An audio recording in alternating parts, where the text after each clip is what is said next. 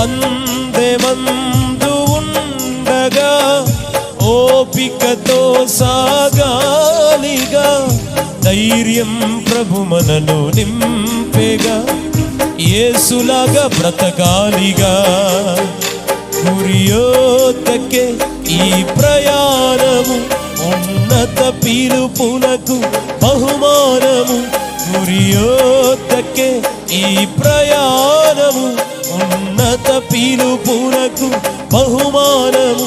సియోనులో మన స్థానము సుస్థిరము, సియోనులో మన స్థానము సుస్థిరము. ఓ